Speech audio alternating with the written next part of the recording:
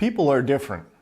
We have different likes, different perspectives, different personalities, skills, life experiences, etc. During the courting stage of a relationship, due in part to the influence of hormones, we're more able and willing to overlook a lot of differences we notice in the other person. We might even see these differences in a positive light, as we're eager to see good in the person.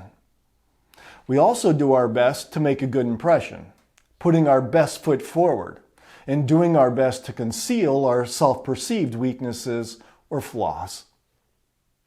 This so-called euphoric love posture can last up to 2 years.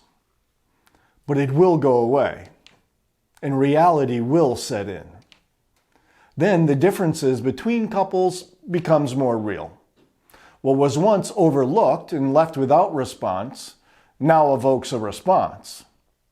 Both spouses are no longer concerned about holding their tongue or concealing their weaknesses and flaws. This is just a natural, normal progression in a marital relationship. We should note that spouses will experience some of their differences as good, and rightly so. But other differences will become divisive. Many spouses try to deal with these undesirable differences by taking an argumentative approach to them.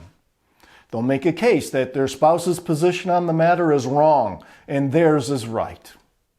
In other words, the conflict gets framed and approached as a combative, adversarial contest, much like opposing attorneys in a legal case. This means if one spouse wins, the other spouse loses. If it's a draw, in practice, they both lose.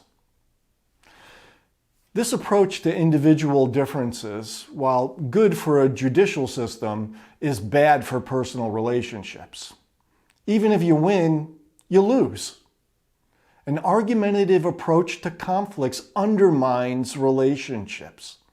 A spouse who loses an argument doesn't feel love for the victor, doesn't move emotionally closer to the victor, doesn't have more respect for the victor.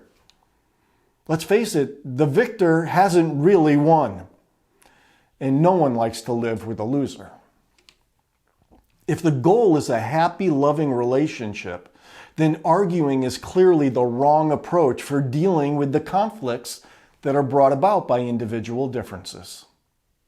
Couples, therefore, need to learn how to resolve their conflicts in a way that shows respect for each other and upholds each other's dignity as human beings.